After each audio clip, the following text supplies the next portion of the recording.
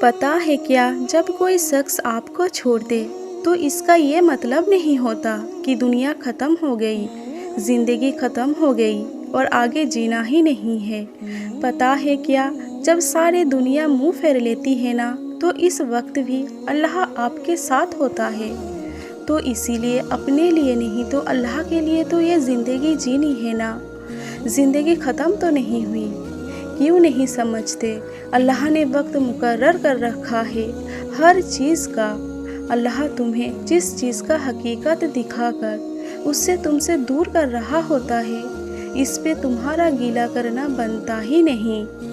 اللہ جب درد دیتا ہے تو تقسیم بھی دیتا ہے، تو مانگو اسی سے تقسیم، صبر اور اس کی مدد، پھر دیکھنا تم رحمان کو رحیم پاؤ گے۔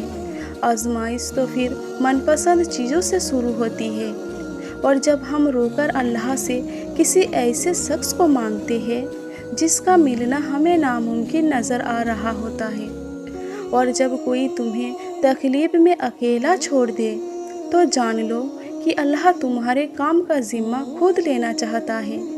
اور قرآن میں تو اللہ خود یہ فرماتا ہے، اور تمہاری ہدایت اور مدد کے لیے اللہ ہی کافی ہے۔ دکھ اور تکلیف صرف اللہ کو بتایا کرو، اس یقین کے ساتھ کہ وہ سنے گا بھی اور جواب بھی دے گا۔ اگر اللہ تعالیٰ آپ سے کوئی چیز چھین لینا تو بس اپنے رب پر بھروسہ کرنا اور صبر کرنا۔ جب تم صبر کرو گے نا تو راستے تو خود تمہارا رب بنائے گا۔ اس نے کہا ہے نا کہ وہ صبر کرنے والوں کے ساتھ ہے، تو جب رب ساتھ ہے تو اس سے زیادہ خوشی کی بات، حوصلے کی بات تمہارے لیے کیا ہو سکتی ہے؟ جب انسان لوگوں کی جگہ اپنے اللہ پر آنکھ بند کر کے یقین کرتا ہے تو اللہ کبھی اس سے مایوس نہیں کرتا۔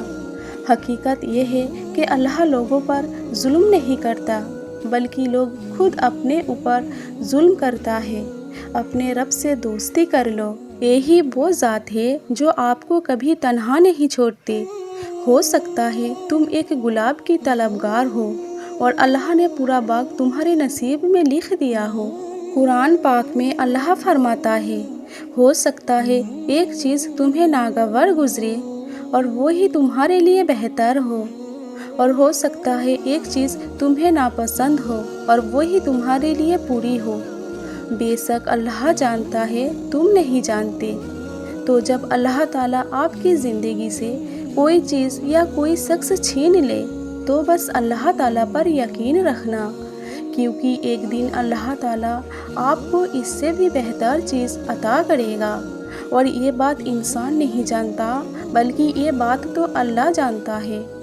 اور سب کچھ اللہ کے سپرد کر دو، اور جس معاملے کو ہم اللہ کے سپرد کر دیتے ہیں اس پر بار بار سوچنا ہی ایمان کی کمزوری ہے۔ جب تم اس کی چاہت کو اپنی چاہت بنا لیتی ہو تو وہ بھی تمہارے چاہت کے لیے کن فرما دیتا ہے۔